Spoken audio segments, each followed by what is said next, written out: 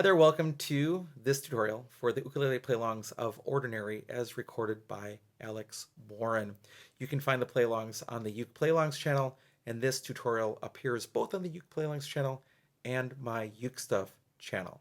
This tutorial is going to cover a few things. First of all, we'll talk about playing the song with just chords in GCEA soprano concert tenor ukulele. Second, we'll talk about playing the song with just chords for baritone DGBE ukulele. Then we'll actually talk about what you want to do if you actually want to try playing the actual ukulele part that exists in the song. So I have tablature for that you can play. And then I'll quickly discuss strumming at the end if you're playing chords and not trying to do the actual picking that you would have to do to play along with this song. If you want to support this channel, there are three things you can do. First of all, you can like this video. Second, you can subscribe to this channel and its sister channel. So both the Uke Playlongs channel and the UkeStuff channel. And third, you can always buy me a cup of coffee to say thank you for making this content at www.buymeacoffee.com/UkeStuff. All right, so first of all, let's look at the chords you need to play along as chords on GCEA soprano concert tenor ukulele. In other words, you're just going to play chords and strum along, not trying to actually replicate what you hear the ukulele doing. So there are 5 chords in the song. The first is the E minor chord. Some people struggle with that chord, and if you do, it's okay. I think of it as a waterfall chord. It's one of my favorite chords in the entire sequence of ukulele. First finger goes on the first string, 2nd fret. Second finger goes on the 2nd string, 3rd fret. And the ring finger goes on the 3rd string, 4th fret. And you play all 4 strings. You could also play a version where the 1st and 2nd fingers go down and the 3rd finger goes to the 4th string, 4th fret, and the pinky goes to the 3rd string, 4th fret. You can do that as well, but it's going to sound basically the same on reentrant GCEA ukulele. If you have a low G linear ukulele, you might want to try that opposite fingering for that chord. The second chord is the D chord. Now, the D chord is tricky because you have options to choose from. I play the D chord by putting my first finger at the top of the 3rd string, 2nd fret, and my other 2 fingers around it like a tiny G7. You can put fingers 1, 2, and 3 in a row. You can use fingers 2, 3, 4 in a row. You can cover strings 4 and 3 with 1 finger, and then the 2nd finger covers string 2, leaving the 1st string open. And you can also bend your ring finger and play strings 4, 3, and 2, leaving the 1st string open. Just please don't reach over with your thumb. So you got choices, just don't use your thumb in that way for that chord. Then you'll have the G chord, the A chord, and then a bar chord, a B minor chord. Take your first finger, lay it across all 4 strings right above that metal 2nd fret. If you play on the 2nd fret, you'll get kind of a funky thubby sound. You want to be behind that and then pull against the neck of the ukulele. So literally, if I'm pulling my ukulele like this, that's what I want to do. I'm going to hold my ukulele in my arm. I'm going to put my finger in the right spot. I'm going to pull against the fretboard. That'll give me most of my sound, and then my thumb is going to support that. So I'm not pinching, I'm pulling. And then my ring finger is going to reach over and play the 4th string, 4th fret. And that's your B minor chord. And those are the 5 chords you need on GCEA soprano concert tenor ukulele if you're not going to try to exactly match what the accompaniment is actually doing on ukulele in the song. Now let's talk about baritone. All right, on baritone, if you are not going to try to play exactly what is written, then this is the answer for you.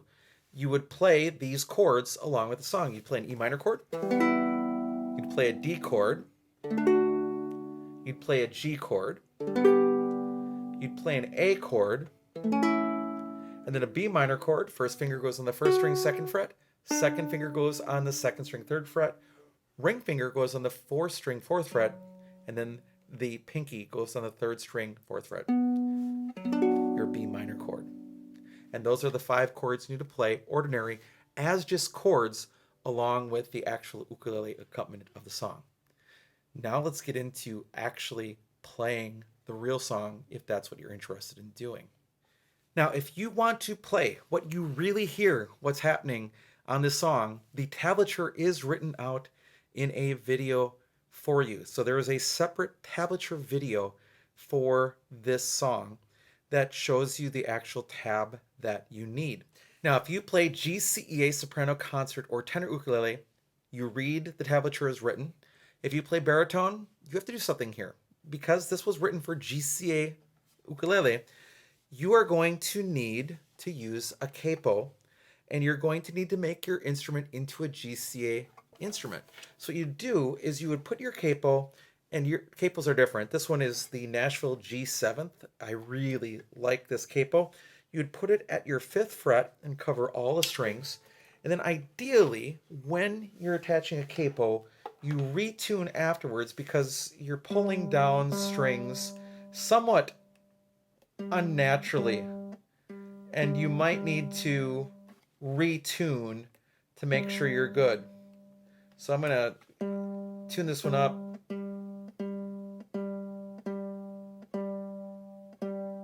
And it should pull everything slightly sharp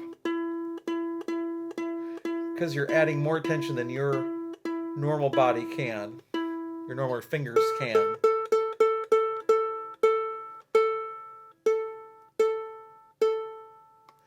But once you've got that capo on, you would play just like this would be your new nut here. So right underneath that fret, right underneath your capo at the 5th capo, would become your new nut, and you would play along with everything else you see happening on the normal play along. So if you play baritone, that's your answer there. Now let me switch over to my GCA instrument. Okay, 2 things are happening through the whole song, basically. The first is you would generally use your thumb, first finger, and middle finger and plant your pinky. I would plant my pinky on my soundboard. Some people say you need to float. If you want to float, that's fine.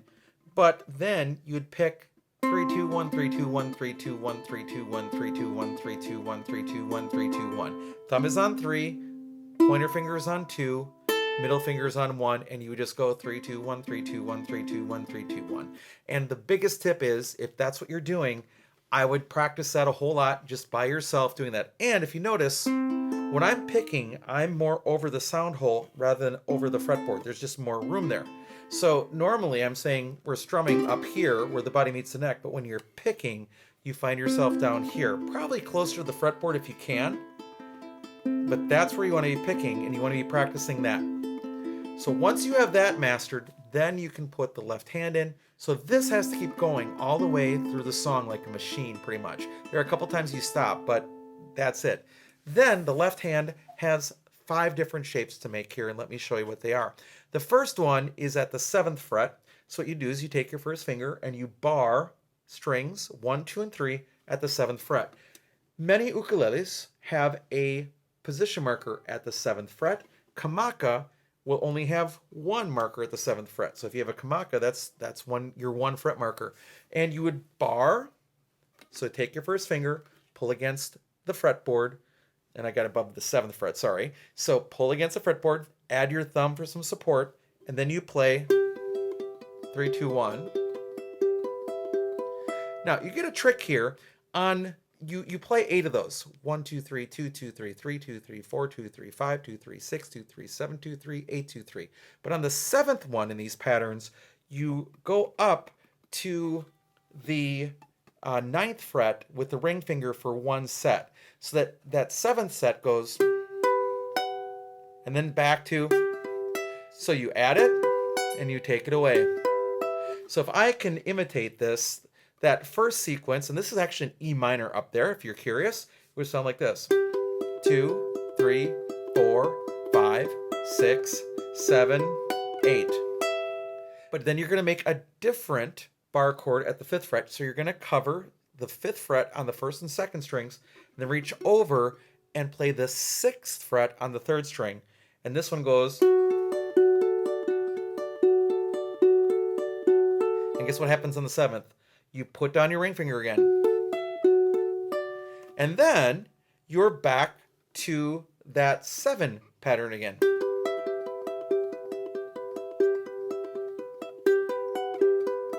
And that just repeats through the song whenever that happens. Then we get a sequence with some additional chords, so let's cover those. In the play along, this happens at 1 minute 50 seconds in the video. So this is the first time this happens. You get that E minor again shape with, again, barring 7, 7, 7 on strings 3, 2, 1. We're not playing string 4 at all. You could actually remove it from your ukulele. Don't do that. But ultimately, you're just using strings 3, 2, 1. Now we're not going to do that same pattern again. We're going to do 3 at the E minor, then down to the 5th fret to play that D, down to a G chord.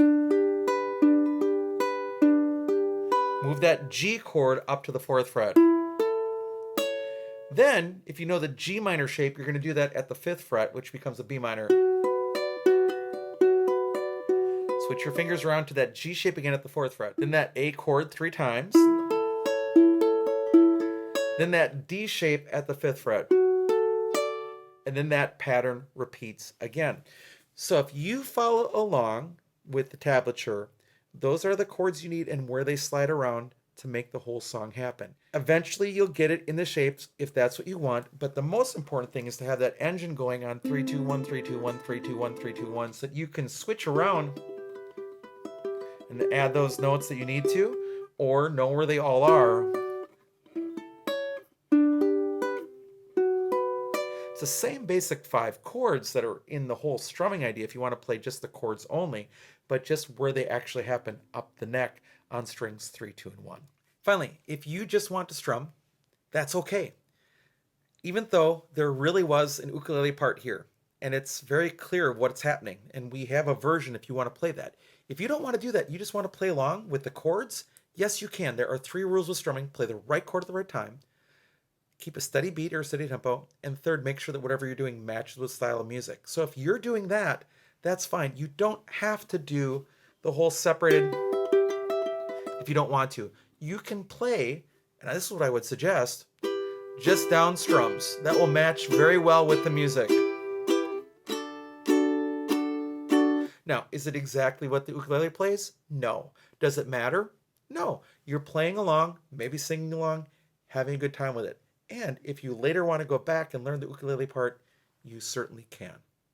All right, so with those chords, either the standard position chords for strumming or the chords you need, plus picking 3, 2, 1 through the whole song to actually make it sound like the original recording, that's all you need to do to be successful on Ordinary by Alex Warren. Thanks so much for joining for this video. I hope you're having a great day, and I'll be back soon with some more Uke stuff for you.